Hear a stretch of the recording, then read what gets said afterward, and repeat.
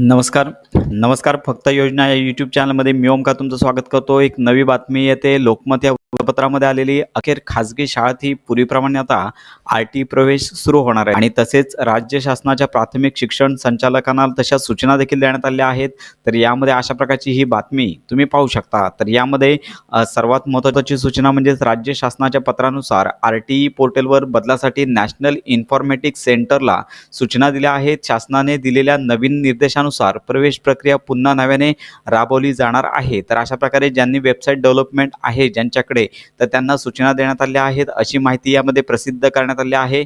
आणि तसेच प्रवेश प्रक्रिया नव्याने राबवण्यात येणार आहे. तर यामध्ये उच्च न्यायालयाच्या आदेशानुसार प्राथमिक शिक्षण संचालकांनी परिपत्रके रद्द करून स्वयं अर्थसहाय्यित शाळा, पोलीस कल्याणकारी शाळा, विनाअनुदानित आणि महानगरपालिका शाळा, स्वयं अर्थसहाय्यित शाळा यांचा समावेश करून आर-टी प्रवेश प्रक्रिया राबवावी. तसेच याबाबत नव्याने परिपत्रके प्रसिद्ध करावीत आणि तातडीने कार्यवाही करावी असे पत्रात नमूद करण्यात आले आहे. तर अशा प्रकारे ही नुकतीच प्रसिद्ध झालेली बातमी आहे आणि यानुसार लवकरच प्रवेश प्रक्रिया आर-टी जी प्रवेश प्रक्रिया आहे ती सुरू होईल. परंतु ही प्रवेश प्रक्रिया काल मिळालेल्या माहितीनुसार 14 तारखेपर्यंत सुरू होणार अशी माहिती सकाळ वृत्तपत्रात आली होती.